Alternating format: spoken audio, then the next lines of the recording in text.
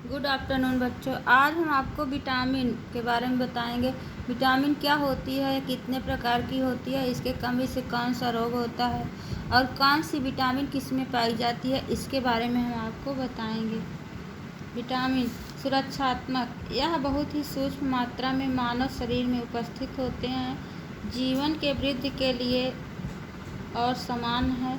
मानव द्वारा अधिकांश विटामिन भोजन से प्राप्त होते हैं, क्योंकि इनका निर्माण केवल पेड़ पौधे ही करते हैं तथा शरीर में इनका संचय बहुत कम मात्रा में होता है। इनकी अधिकांश मात्रा मूत्र के साथ निकासित होती रहती है, इसलिए इन्हें प्रतिदिन भोजन से प्राप्त करना अत्यंत आवश्यक है। अभी तक लगभग 20 प्रकार के विटामिनों की खोज की जा चुकी है, परंतु इनमें से केवल 6 विटामिन ही मानव के लिए अति आवश्यक है। इन्हें 2 प्रमुख श्रेणियों में बांटा गया है। पहला है जल में घुलनशील विटामिन, दूसरा है वसा में घुलनशील। जल में घुलनशील विटामिन बी कॉम्प्लेक्स, जल में घुलनशील और नाइट्रोजन युक्त सर्वप्रथम ज्ञात विटामिन को विटामिन बी कहा गया है।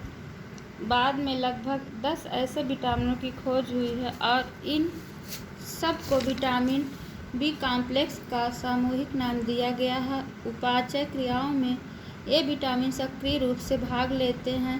प्रमुख कॉम्प्लेक्स विटामिन निम्नलिखित होती है। विटामिन B1, यह जल में पूर्णतः घुलनशील विटामिन होता है।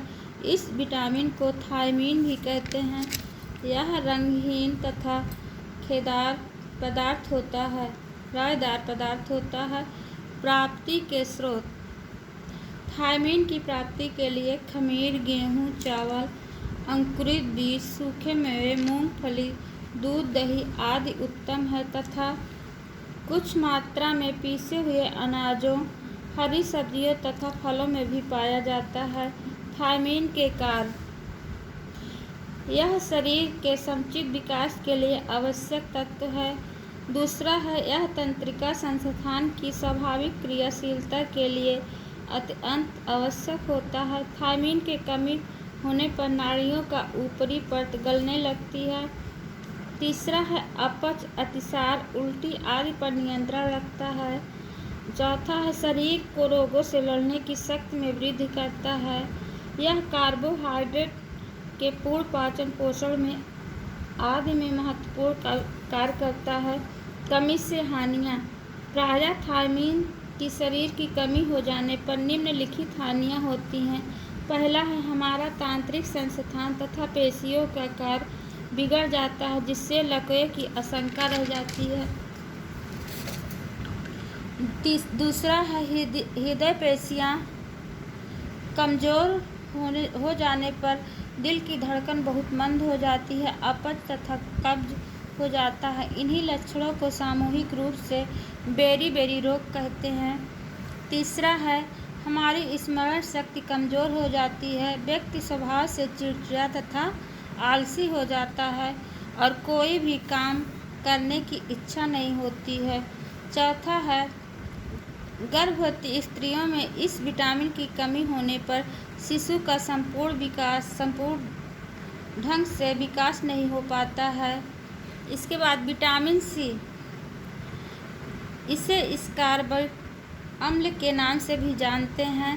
पुराने समय में यात्रियों के स्कर्वी रोग से इस विटामिन का संबंध ज्ञात हुआ।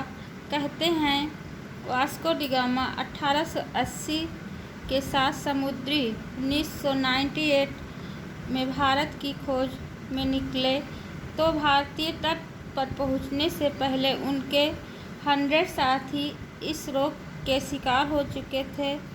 प्राप्ति के स्रोत, वस्तुतः खट्टे तथा ताज़े फल सब्जियों में यह अधिक मात्रा में पाया जाता है। इसकी सर्वाधिक मात्रा आंवले में पाई जाती है। इसके बाद नींबू, मौसमी, संतरे, माल्टा, इमली, अमरूद, आम, सेब आदि में भी इसकी पर्याप्त मात्रा पाई जाती है। विटामिन सी के कार्य इसको हम कल आपको बताएंगे।